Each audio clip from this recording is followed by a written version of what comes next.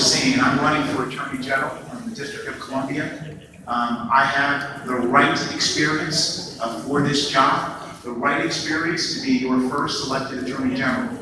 I have practiced law at a high level for 25 years. I've worked as a public defender, the Public Defender Service, representing kids and adults who could not afford a lawyer. I've also worked at the White House Counsel's Office, representing the President of the United States, Bill Clinton and Hillary Clinton, during the most difficult time in their White House, 1997 to 2000. You remember the impeachment process, the endless investigations. I was there defending the President of the United States. I've also had occasion to work in a law firm. That's where I led the Venable Law Firm. 600 lawyers, 1,350 employees, a budget of $350 million, bringing people together, large teams, large projects to deliver winning services for our clients. I'm running for Attorney General because I love this city. Let me tell you what I plan on doing. Job one is going to be ridding the city of corruption. We're going to train agencies on how best to go about doing their business in a way that honors the city's residents by being honest. Second, we're going to focus on consumer actions, protecting the city's most vulnerable residents. And third, we're going to focus on the community that matters most. That's our kids. We're going to invest in education, and we're going to bring real results to the city. I'm the only lawyer here with leadership and management experience of substance, and I ask you for your vote. Thank you. We've also now been joined by Laurie Masters. Mr. Smith. Thank you. It's an honor to be here. Thank you for having us. My name is Edward Smitty Smith. I was born and raised here in D.C. I'm a third-generation Washingtonian. I come from a long line of public service. My parents were here with us today. My father, D.C. public school teacher. My mother worked for the Social Security Administration. And they focused on me and kept me focused on my studies. I grew up in a pretty rough part of town called East of the River over in Anacostia. Not many kids in my neighborhood got first chances, let alone second ones, but because of the dedication of my family and the commitment of my community, I was able to go from Anacostia to Harvard Law. And came back here to DC where I practiced law at a big firm, but found that it was not giving me what I went to law school for, which was the chance to do public service and impact the lives of people in the communities that I care the most about. And so I left money and prestige and the promise of partnership in order to go work for President Obama, or at the time Senator Obama, and traveled around the country to help get him elected, then served as Deputy General Counsel on his inaugural committee, and then served in his administration, where I led large teams of lawyers in government, in public service, and did so proudly to take on some of the toughest issues our country faced. Closing the digital divide, providing broadband to unserved and underserved communities, helping communities that were adversely impacted by the BP oil spill, then taking on consumer protection issues with the FCC, prosecuting some of the biggest companies in the country and in the world, and then most recently leading one of the top tech task force, large task force of lawyers, engineers, and economists on a multi-billion-dollar project. Some true leadership and management in the public service. I will work on reforming juvenile justice. I'll work on providing stronger consumer protection for our citizens, and also something I've been working on for years, DC autonomy, state voting rights, and statehood. Thank you very much, and I'll look forward to talking to you later. Latifah Williams, please. Good evening. Well, first of all, it's an honor to be here tonight to address you all. Simply put, I'm running for Attorney General because I want to serve you. I've dedicated my career professionally as well as my time civically to public service. Career-wise, I've worked in the legislative capacity, both as the legislative and political director to Metro's largest union, ATU's Local 689, as well as counsel to the Prince George's County State Senate delegation. I've worked for a nonprofit organization in service of the public good called the Center for Effective Government, where I work on nonprofit tax law issues.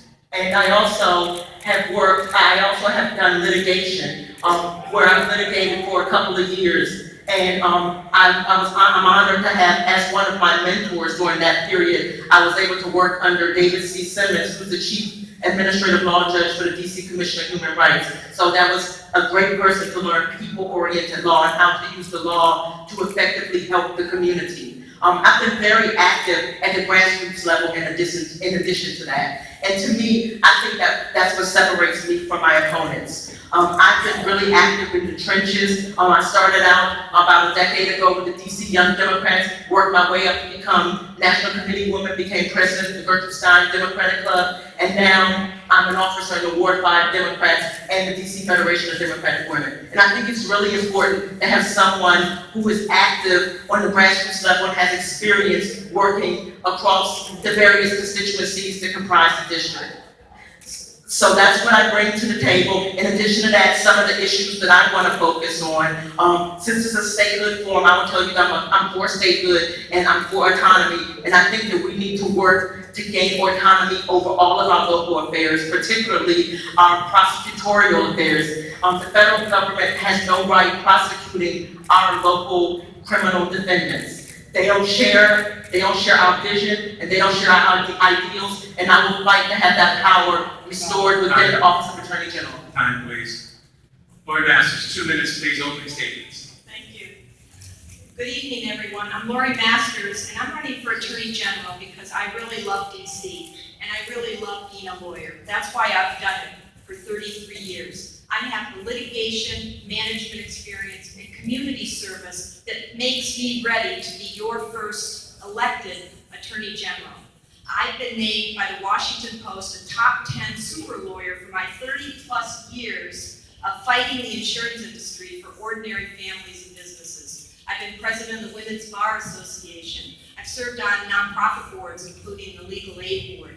I've done a lot of pro bono and community service, and for purposes of tonight, I want to talk about what I've done for DC and DC statehood.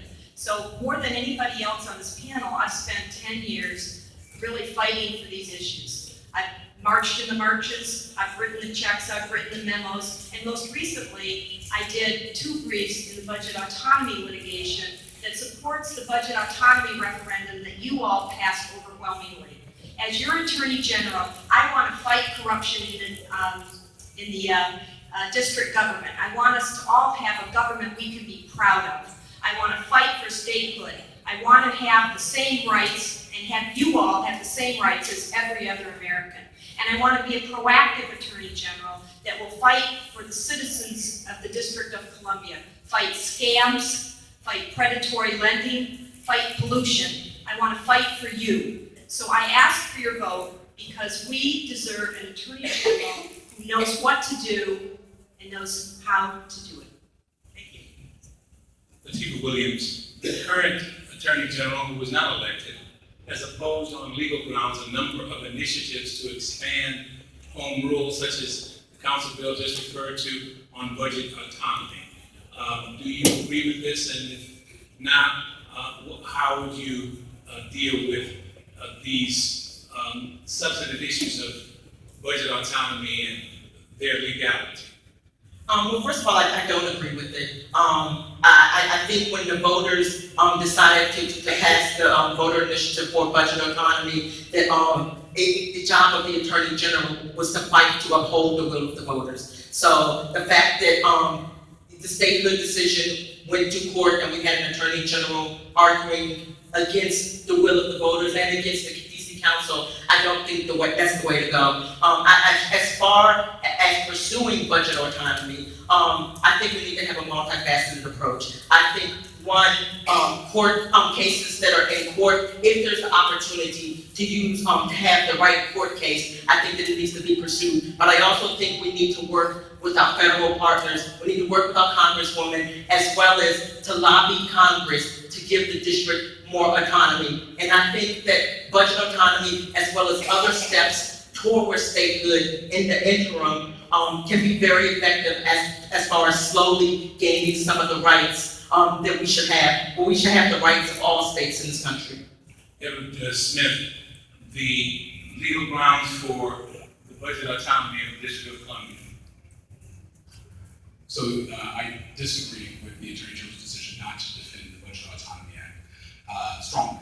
I believe that indeed, in the Attorney General, in upholding the public interest, being a legal guardian of the public interest, has to fight on behalf of the people of the District of Columbia as their attorney in making sure that we have as much autonomy as possible, and I believe that the Budget Autonomy Act is consistent with that. What you will find with the Budget Autonomy Act, the main concern that the Attorney General referenced was that it was not within the authority of the District of Columbia, absent congressional action, to alter the district's relationship with Congress vis-a-vis the budget. The 1973 Home Rule Act generally grants the District of Columbia the authority to amend the Home Rule Act, amend the DC Charter by referendum. And the only question is if there is an exemption with respect to the budget provisions. I think that there is a reading as far as the legislative history that demonstrates that indeed it is within the power, as granted by Congress already, to amend those sections. Lori Masters. Well, I am the one person on this panel that's actually fought for this Budget Autonomy Act. As I said in my opening, I filed 2 briefs in support of the Budget Autonomy Act that amended our Home Rule Charter, and I filed those in May and July of 2014. So this is how I look at it. As one of the giants in DC said once, Charles Hamilton Houston, a lawyer is either a social engineer or a parasite on society. My view is this, that if everyone agrees that budget autonomy is in the best interest of the District of Columbia, everyone involved in this situation, from the Attorney General's office to the judge who decided this decision. And if that's the case, and consistent with what Charles Hamilton Houston said, I think it's the obligation of an elected Attorney General who serves the people of the district to enforce and work to make sure that budget autonomy is something that we have and we can spend our local tax dollars the way we want to do it. Carl Racine. Yes, sir. This is where I disagree with my colleagues. It would be really easy for me to say I'm in favor of, or I disagree with the Attorney General, Irv Nathan, on his position with respect to budget autonomy. That would be really popular. It would be what everybody wants to hear. I think that in that instance, Irv Nathan, and more importantly, Judge Emmett Sullivan, got it right.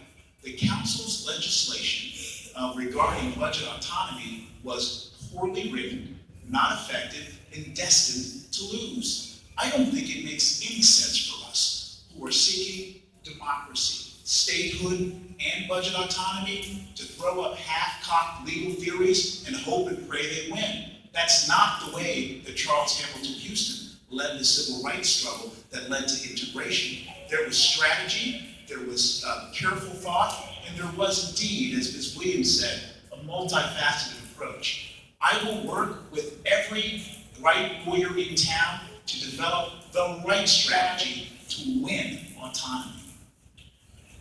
Ms. Lori Masters, would you please talk about what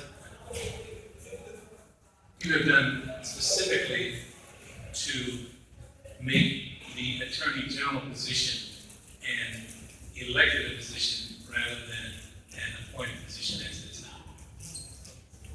Thank you for that.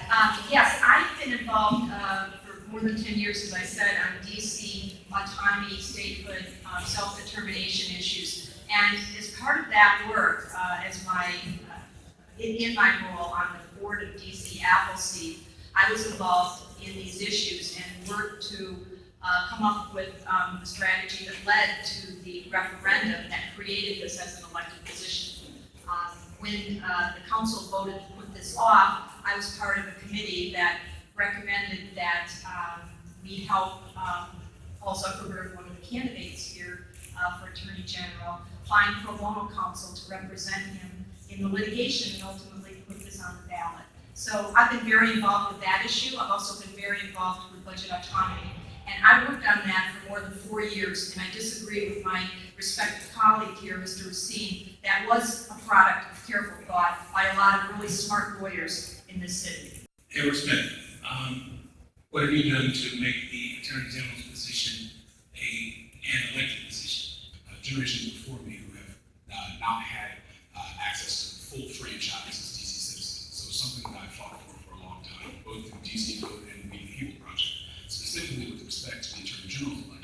after the council acted to delay the election, I went directly to the Wilson building, and I walked the halls, and I talked to the staff, and I tried to talk to the council members, though they did not have the time to see me.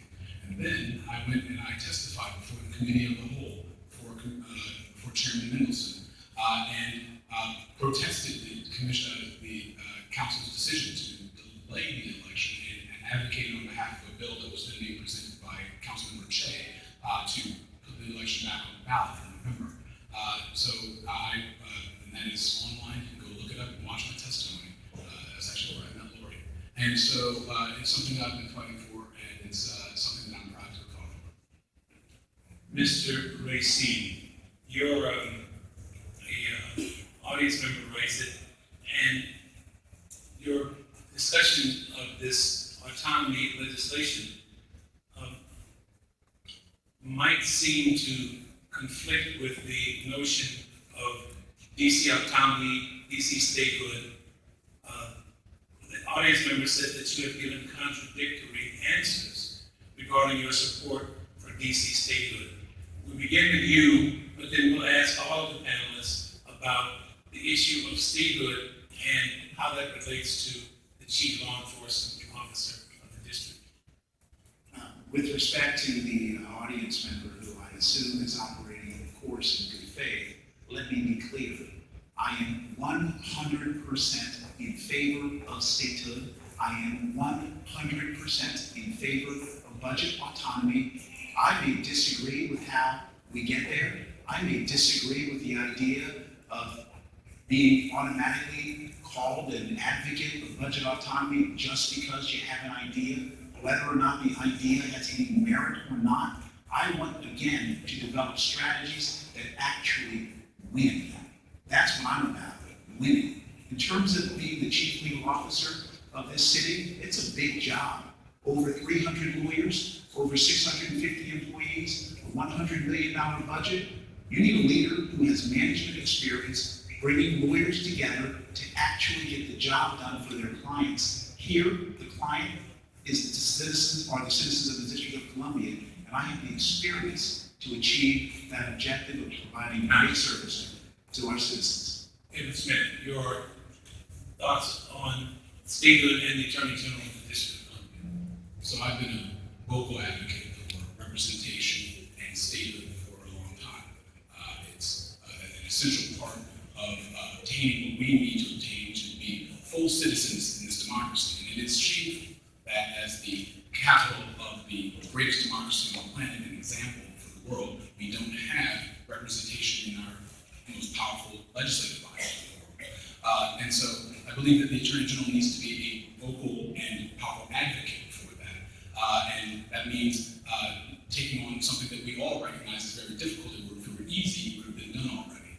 However, I have great experience doing that in government and leading and taking on some of the toughest issues, things that people said couldn't be done in the amount of time that needed to be done in. And so I believe that I would bring that same skill set, and that same ability to overcome what seems to be an unconquerable obstacle to my job as Attorney General. And I would put together a task force of lawyers, the best ones in the office and those from outside the office, to examine that issue and figure out the best legal approaches to it. Time.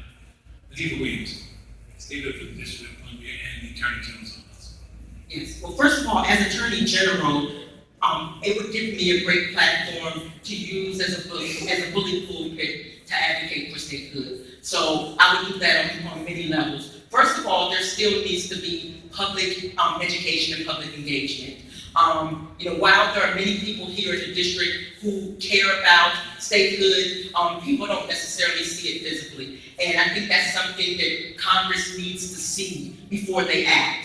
I think my background, my legislative background, particularly with everything from drafting legislation to lobbying, will be very effective, because I think lobbying Congress is a huge part of what will be an effective strategy. And having the Attorney General's office serve as another elected official working on behalf of that issue is also important. And finally, I'll also work with advocacy groups. So some will be advocacy groups who are going to deal lobbying. Others will be some advocacy groups who are putting together cases to argue. So I will be willing to meet with these groups to achieve statehood.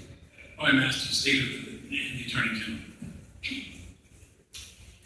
I've fought on these issues for 10 years because I'm sick and tired of being a second-class citizen in my own country. So I vow to you, if I'm Attorney General, I will move heaven and earth to work on this issue. One thing that I've talked about is I want to use my national platform through the American Bar Association, my activities of the American Bar Association, and also platform as our Attorney General to go to the National Association of Attorneys General and argue and lobby other top legal officers throughout the country to support our effort to get both statehood and greater political autonomy generally. So I've been told by other state attorneys general that the district is absent from these national associations. And I want to use my work in those associations to lobby for statehood.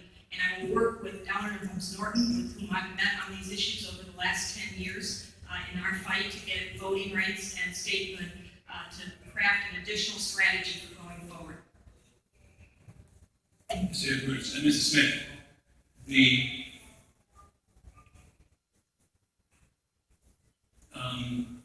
and I made an observation earlier that via Article 4 of the Constitution states that Congress and the signature of the President can admit states to the Union.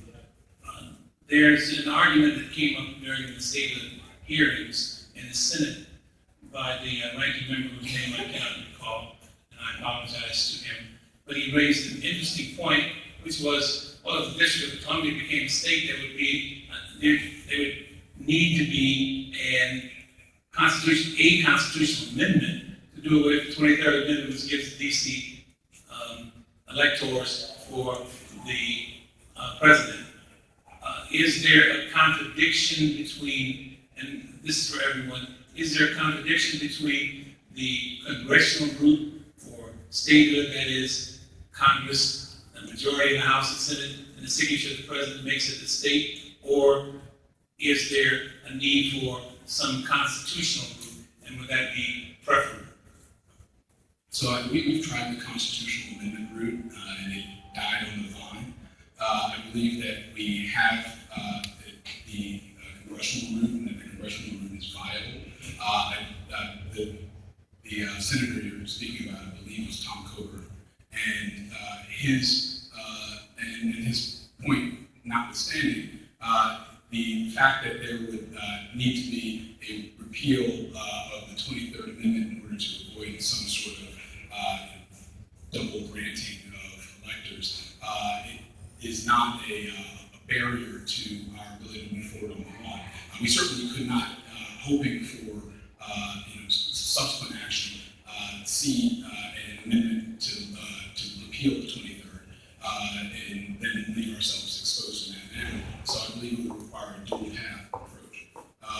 So to answer that, I recognize the difficulty, but I believe that it would need to be done. Lori Masters, constitutional approach, or 51 votes in the House, 51 votes in the Senate, 217 in the House, and the signature of the United States President?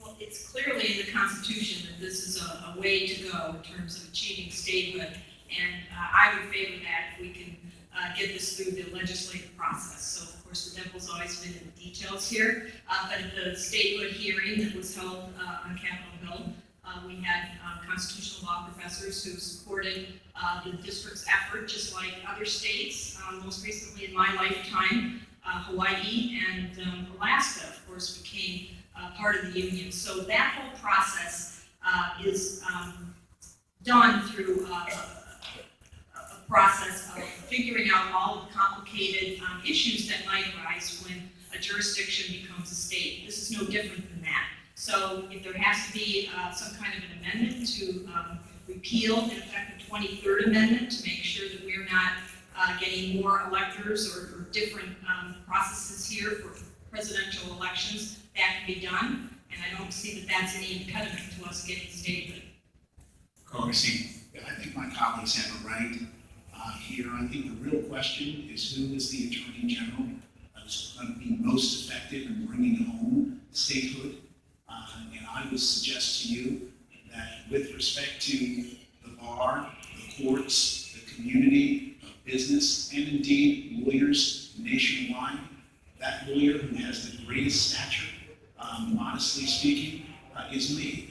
It's the attorney who was the only African-American managing partner in an Am Law 100 firm, the only attorney here who was invited by the Democratic Association of Attorney General to attend their national conference just last week. I have the relationships, I have the stature, I have the persuasive ability to bring new force to our arguments before the Hill that will assist us in bringing statehood. Latifah Williams. Well, first of all, I agree with everyone on the stage that the congressional route is the way to go.